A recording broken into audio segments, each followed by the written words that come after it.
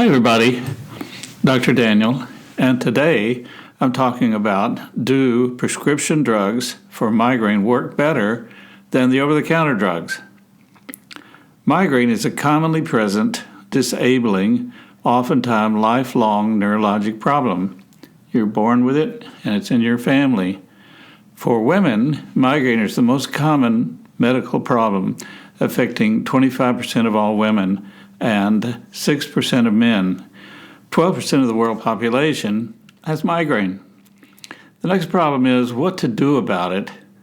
Ignore it and just treat it when it comes up with over-the-counter drugs, or take a better thought out, more aggressive course and see a doctor and get on prescription drugs. Which method works better? Well, do prescription drugs for migraine work better than over-the-counter drugs? Over-the-counter drugs are mild analgesic painkillers and anti-inflammatory drugs. They have no specific remedial action in the complicated migraine process and only work on the pain part of a migraine. They're relatively cheap since Advil, ibuprofen, 200 milligrams, 6 tablets is $6 in Dallas at Walmart. Over-the-counter drugs modulate pain but do not produce a headache-free experience. Over-the-counter drugs do not help with nausea. In fact, if too many of them are taken over a short period of time, they increase the acid in the stomach, producing symptoms of gastritis with pain and nausea. One of the 7 triptans taken at onset of a migraine interacts in the migraine timing cycle to stop the release of neurokinin A, substance P, and calcitonin gene-related protein, CGRP. Triptans act as agonists for serotonin 5-HT1B and HT1D receptors at blood vessels and nerve endings in the brain. Triptans enter into the physiology of the migraine process by blocking the release of the 3 neurochemicals that cause a migraine headache. Triptans give a headache-free experience for 70 to 80% of patients by 2 hours. Triptans treat all of the symptoms of a migraine, the severe throbbing pain, nausea, and sensitivity to light and sound. They are all generic now and have few side effects and are reasonably priced. 9 tablets of 100 milligrams sumatriptan costs $15, but you have to see a doctor to have one of them prescribed for you. They're not available over the counter. And triptans do not treat tension-type headache. Associated questions. What is a migraine timing cycle? It's generally thought that the local vasodilatation of intracranial extracerebral blood vessels and a consequent stimulation of surrounding trigeminal sensory nervous pain pathways is a key mechanism underlying the generation of headache pain associated with migraine. This activation of the trigeminal vascular system is thought to cause the release of vasoactive sensory neuropeptides, especially CGRP, that increase the pain response. The activated trigeminal nerves convey nociceptive, that means painful information, to central neurons in the brainstem, trigeminal sensory nuclei, that in turn relay the pain signals to higher centers where headache pain is perceived. It's been hypothesized that these central neurons may become sensitized as a migraine attack progresses. The triptan anti-migraine agents, such as sumatriptan, rizatriptan, zolmitriptan, naratriptan, and frovatriptan, are serotonergic agonists that have been shown to act selectively by causing vasoconstriction through 5-HT1B receptors that are expressed in human intracranial arteries and by inhibiting nociceptive transmission through an action at the 5-HT1D receptors on peripheral trigeminal sensory nerve terminals in the meninges and the central terminals of the brainstem sensory nuclei. These 3 complementary sites of action underlie the clinical effectiveness of the 5-HT1B/1D agonist against migraine headache pain and its associated symptoms. So the migraine timing cycle is as follows. 1, the trigeminal nerve is activated and cerebral arteries dilate. 2. At 20 to 40 minutes later, the neurochemicals CGRP, neurokinin A, and substance P are released by the migraine process from ganglia to inflame the trigeminal nerve, the arteries, and later the thalamus, which is our pain center. 3. At 2 hours, the arteries vasodilate and are inflamed. Blood pulsing through dilated, inflamed arteries causes pulsatile, pounding headache. And 4, past 3 hours, the thalamus, also known as the pain center of the brain, is turned on by the migraine process. I have a beautiful picture of this on my blog at drmigraine.com on this article if you want to see that. For most persons with migraine, taking a triptan at onset can give a headache-free experience at 2 hours. No other acute therapy drug can do this. Triptans for the past 30 years have been and still are the best drugs for acute therapy for migraine. Well, what about the new acute therapy drugs that came out in 2020? The triptans are all generic now and are cheap when compared with the new, I'm going to call them 2020 acute therapy drugs, which are all name brand and expensive. These drugs are Nurtec, Ubrelvy, and Rayvow. These new drugs are all delivered orally. Nurtec and Ubrelvy block the CGRP receptor, and Rayvow works on 5-HT1E receptors, which inhibit trigeminal nerve pain pathways. Rayvow also inhibits release of neurotransmitters and neuropeptides. These drugs do not work as well as triptans for migraine treatment. They could be tried for the 20 to 30% of persons who do not respond well to triptans and for migraine patients who have cardiovascular restrictions for use of triptans, like a post-myocardial infarction patient or somebody with out-of-control hypertension. However, the advice for using Rayvow restricts the migraineur who takes Rayvow from driving or operating machinery for 8 hours after, which is a significant restriction. The drug causes drowsiness. How could a migraine patient working in an office treat their migraine at work and ever be able to drive home by dinner 8 hours? What drugs are meant by over-the-counter drugs? This list of drugs is usually divided into caffeine aspirin drugs, NSAIDs, which means non-steroidal anti-inflammatory drugs, and Tylenol. The names of the caffeine aspirin drugs are Excedrin, BC powder, and Vivactin. Caffeine aspirin drugs are mainly used to treat migraine headaches, caffeine for cerebral vasoconstriction, and aspirin for pain.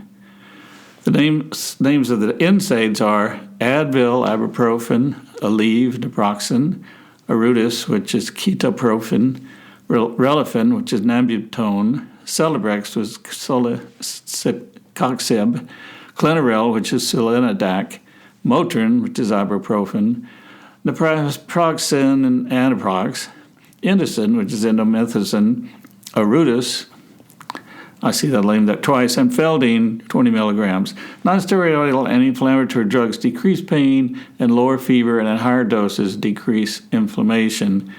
The names of Tylenol are acetaminophen, and in England and the European areas are called paracetamol. Tylenol is a medication used to treat pain and fever. Could over-the-counter drugs aggravate the nausea that comes with migraine? All the over-counter drugs listed above increase the amount of acid in the stomach. I mean, aspirin is acetylsalicylic acid anyway, which can cause gastritis and aggravate a stomach ulcer or gastric reflux. Whereas triptans treat the nausea that comes with migraine in 80% of persons. Do all acute therapy drugs for migraine cause medication overuse headache? The International Classification of Headache Disorders, version 3, ICD-10, which is the so-called Bible for classification of headaches, states that medication-overuse headache may develop from A, non-opioid simple analgesics over 15 days a month, like Tylenol, caffeine, or Advil. B, from triptans over 10 applications, a pill, subcutaneous shot, or nasal spray per month. And C, opiates or analgesics combined with barbiturates over 10 days a month.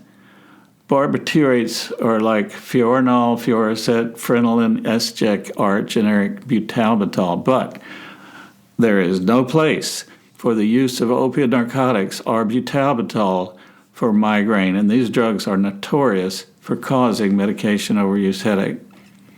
Caffeine is said by the American Headache Society to be the number one drug that causes medication overuse headache that most people are taking daily. Are there limits to the amount of drugs to treat the headaches? Well, the deal here is to limit all headache drugs over the counters and triptans to no more than 2 days a week. I say that all day long to patients. This usually means taking only one acute therapy drug at a time, and you can only do it 2 days a week. Like sumatriptan, you can take twice a day. You could take 100 milligrams at 8 o'clock, and you have to wait 2 hours. You could take another 100 milligrams at 10, and then you're through for that day. That's 1 day, and you can do it another day during that week. Persons who drink several cups of coffee a day and who have migraine are warned. Migraine causes the 3 neurochemicals to come out, and it takes 3 days for these neurochemicals to be metabolized to get from the brain, circulate through to the liver, to be metabolized, and then leave the body via the toilet. A transformation occurs if one continues treating with painkillers or headache medications more than 2 days a week. Then every time a person takes 1 cup of coffee or 1 Tylenol, that individual gets 3 more days of the neurochemicals to be released, and the headaches just keep coming on. This process in the brain is like putting lighter fluid on a charcoal fire. The fire, or the headache in this analogy, keeps burning until one stops using the lighter fluid. The reaction is exactly like this. What can you take for migraine headaches relief if you get medication overuse headaches, since that's such a common problem with them, like over the counters? There are other drugs to use for this, but patients need to work with a headache doctor for this type of treatment. One could use dopamine antagonists. The dopamine antagonist group consists of drugs which are usually indicated for psychiatric disorders such as schizophrenia or bipolar disorder. They may be used off-label for treatment for medication overuse headache. Off-label means the drugs work for another indication, like the drug works for schizophrenia, than the usual illness the migraine treats, the medication treats. So a drug for bipolar disorder would work for medication overuse headache. That's the idea. An off-label example would be that chlorpromazine is indicated for bipolar disorder, but also helps migraine. Chlorpromazine works for migraine patients because dopamine is a major brain neurochemical released during the migraine process, and blocking dopamine helps headache. This group of drugs may have a side effect of drowsiness. Dopamine antagonists may be used. Dopamine modulates processes involved in the migraine, such as nociception, which is pain, feeling, autonomic response, and vasodilatation. Dopamine antagonists also help with many of the symptoms of migraine, including nausea, vomiting, mood changes, and fatigue. Dopamine antagonists are appropriate for patients who do not respond to triptans. They should be limited to only 10 days per month. Examples of dopamine antagonists. Chlorpromazine, that's clombazine, can be given as 5 to 10 milligrams oral or rectally 25 milligrams. You can repeat it every 6 to 8 hours. It's used PRN for what's called status migrainosus, which is over 3 days of migraine headache. Prochlorpromazine, Thorazine, 25 milligrams orally every 6 hours to a total dose of 100 milligrams for cluster headache or refractory migraine. Droperidol, inositol intramuscularly, 2.7 milligrams, is highly effective for intractable migraine, but it can prolong the QT response on an EKG test and should not be used with any patient with heart disease. Haldol, haloperidol, 5 milligram IV, gives significant relief, or 2 milligrams to 5 milligrams oral drug can be used outpatient to abort a migraine. Continuing with a list of different psychiatry drugs here, prokinetic drugs agents can be used. The prokinetic drugs listed below are usually indicated for treating nausea or vomiting, but also help migraine. So we've got oral metoclopramide, which is Reglan, can be used 10 milligrams 3 times a day, or promethazine, which is Phenergan, can be given as 12.5, 25, or 50 milligrams every 4 to 6 hours. And then we've got atypical antipsychotics. Olanzapine, which is Zyprexa, can be used orally as 2.5 or 5 milligrams. Also, there's a 7.5, 10, 15, and 20 oral dose drug can be used nightly for 5 to 10 nights to break status migrainosis. Quetiapine, which is Seroquel at 25 to 75 milligram orally, reduces headache frequency and severity and can be used as rescue medicine. Quetiapine may help with sleep and headache for treating medication of headache also. The most beneficial oral medication is olanzapine, followed by chlorpromazine. Or there's an NSAID here, Ketorolac, 60 milligrams IM. That's often used in the emergency room for acute onset migraines. You can give it every 6 hours. That's an NSAID, which may be given intramuscularly as an injection. And also there's a beta blocker eye drop, which is very successful.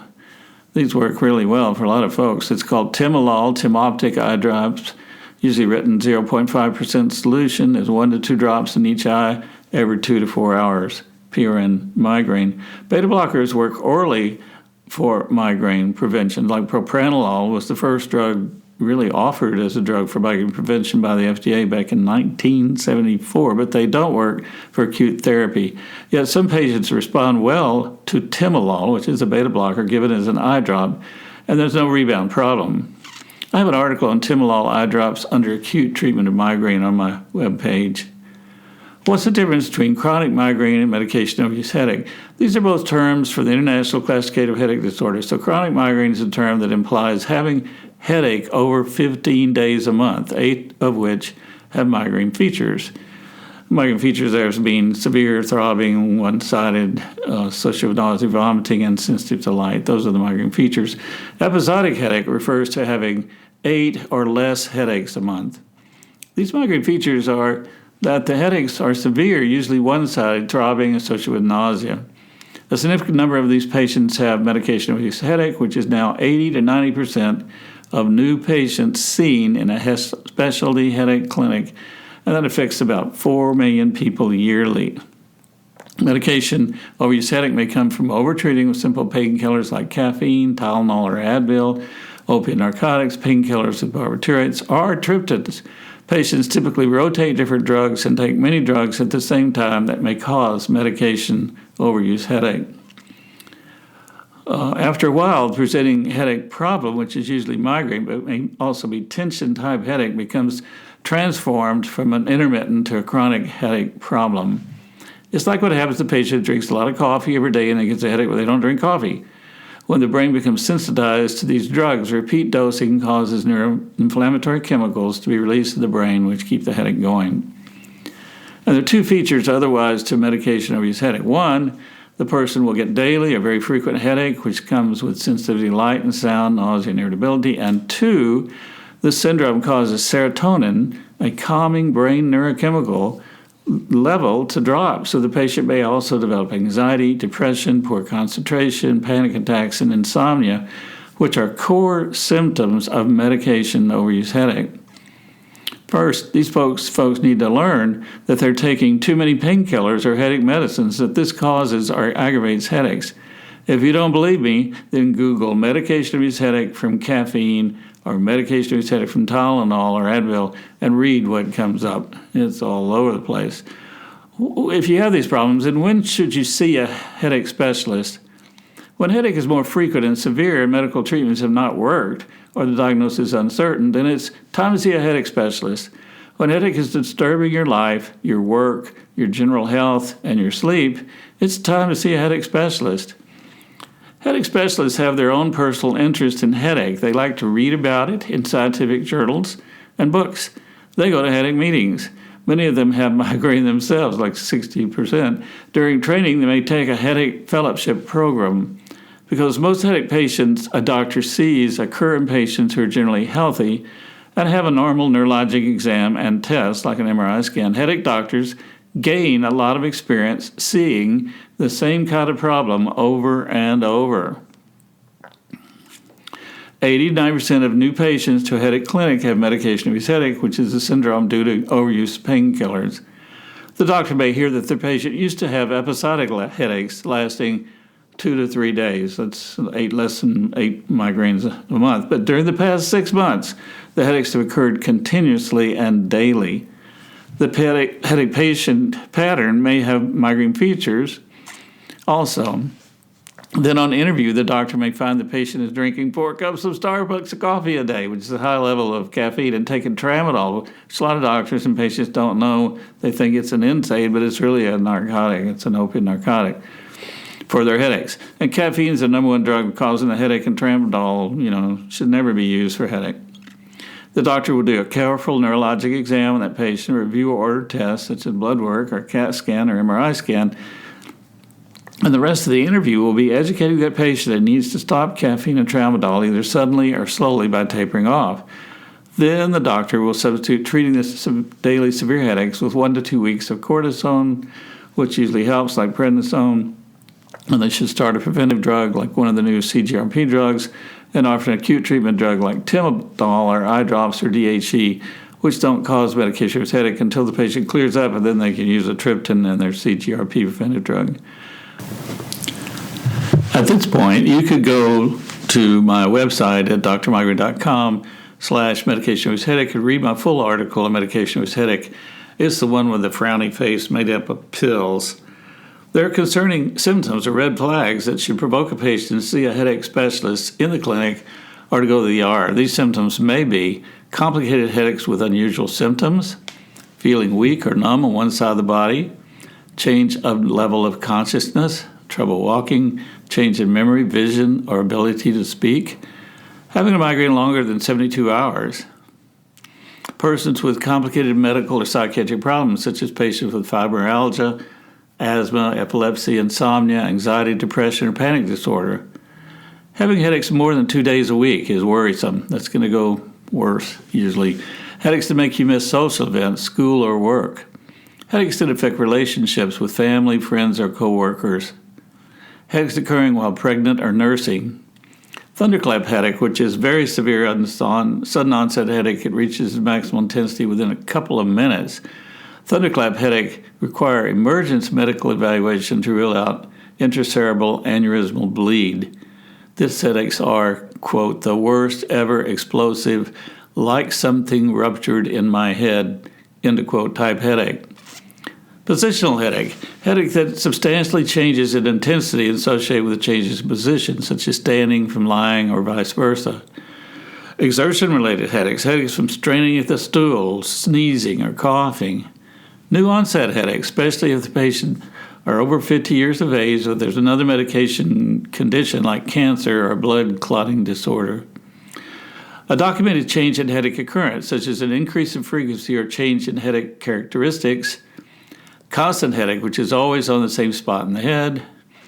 Migraine with aura patients have long or quick onset aura symptoms. Migraine aura symptoms may be the visual aura, which may be a bright light or zigzag image, numbness in one side of the body, which starts the fingers, next move to the forearm, then the arm, then commonly to the one same side of the body, face or cheek.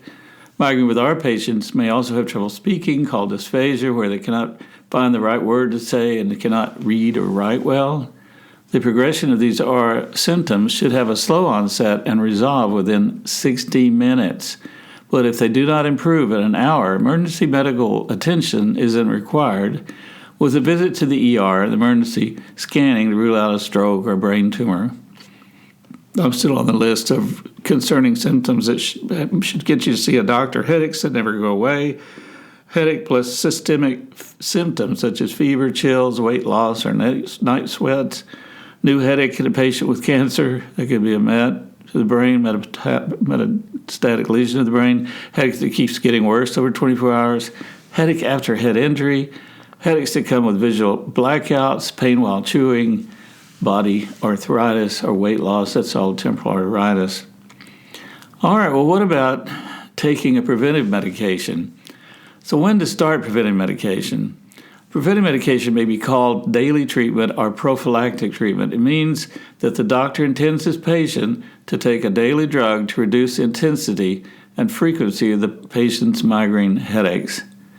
This is really a drug trial. When it starts, the patient should be asked to log their headaches in a diary and use the drug for 6 to 8 weeks to judge results and improvement or no response for their migraine headaches before giving up. A lot of people want to take it 3 weeks and stop. Well, it's just done long enough.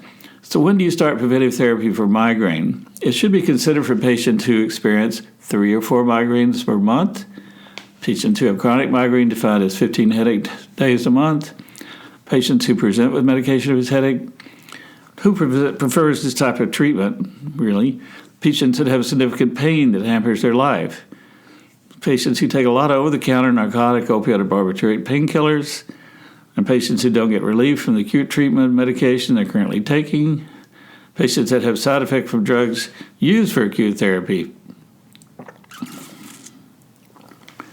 Preventive treatment might not be an option for patients who can control their headaches with anti-inflammatory drug NSAIDs like naproxen and ibuprofen, patients who have other health conditions that do not allow them taking preventive drugs. A patient may already be taking drugs who would not mix well with any proposed preventive medication they may take. Patients who prefer treatments that do not involve taking medications, such as they can get relief from exercise, relaxation therapy, stress management, or biofeedback. Patients who prefer a medical device called Cephaly, which is a FDA-approved treatment for migraine prevention. It's worn on the head, delivers a small electrical impulse that's used once a day for 20 minutes. Patients who are pregnant, as migraine usually improves in the second or third trimester of pregnancy. Most OB doctors allow their pregnant migraineurs to use Tylenol, and neurologists allow triptans and CGRP drugs when needed during pregnancy. So what is to be done? What's this talk about? Should we take an over-the-counter drug or prescription? I must admit to having been a neurologist and a headache specialist for over 40 years, and I would answer, see a doctor and start prescription medication for migraine. If the migraines occur more than 3 or 4 attacks per month, consider one of the CGRP preventive drugs. Consider this. Most persons with very mild migraines, they take 2 aspirin and take a short nap, they go to sleep, and they're not spending their time reading web articles about treating migraine because they don't need to. Their migraines are not very severe, and they're living with their what they call hungry headache, menstrual headache, sinus headaches, which are really migraine. Very well, thank you, and they do not need to see a doctor until or if they develop medication overuse headache sometime in their lives. However, persons who are having migraine attacks more than 3 or 4 days per month are skirting on the edge of medication overuse headache, and a sit-down visit with a regular doctor might discover this risk. I usually ask the patient also, quote, what's the usual time between onset of your migraine and the peak? It is said that over-the-counter drugs work better for migraineurs with long, like 60 minutes onset to peak migraine onset times. If it's a short time, then short-acting triptans like 6 milligrams subcutaneous sumatriptan or 5 milligrams zomatriptan nasal spray, which both work in 10 minutes, are preferred. Playing the triptan game, one wants to get medication in the patient's brain before the neurochemicals are released. That's what it's all about. Many persons have it in their heads they do not want to take a daily preventive drug. And to understand that, particularly with the older drugs that we use, such as amitriptyline, topiramate, Depakote, and propranolol, which have track records of only preventing migraine about 30% of the time. They work, but not that well. However, the new CGRP preventive drugs mentioned above are something else. They do require a subcutaneous injection, but it's given only once a month. And remember, type 2 diabetics get 4 shots a day unless they're on an insulin pump. It reminds me of the resistance of the conversations I've had with younger adolescents or sometimes teenage migraine patients who could not even swallow a pill. Subcutaneous shots, no big deal. The situation with the new CGR preventive drugs is that they are rare. They have rare, mild side effects, and they work so very well. It's amazing. 50% of migraine patients on one of those drugs get 50% attack reduction. Another 25% get 75% migraine reduction, and another get 25% get complete 100% migraine reduction. Wow! I've seen many patients in this no migraine attack group, and I recall that these patients had all been persons dealing with long-term migraine for much of their lives. The question of cost of CGRP presents itself. They are more expensive, and many insurances require the patient to fail previous treatment with one of the older preventive drugs before they let them start it. Although the pharmaceutical creators of the new CGRP drugs, such as Eli Lilly, Teva, Amgen, and other drug companies have aggressively marketed CGRP medications and even given the drugs away at the beginning for free to get people to try them. Sales growth has been slow. Only Aimovig and Emgality are used by at least 10% of migraine patients, and this is a sad treatment experience from my point of view, considering how prevalent and how disabling migraine can be. I've heard that if a person has no medical insurance also, but submits their financial data to one of the large pharmaceutical firms, they may be able to get the medicine for free. This situation requires the patient work with their doctor, which would likely be more successful if their doctor were a headache specialist, because the pharmaceutical drug maker usually mails the free prescription to the doctor's office to pick it up. So thanks very much for listening to me. Best of luck to all you patients with headache and migraine, and I'll see you again on the next talk.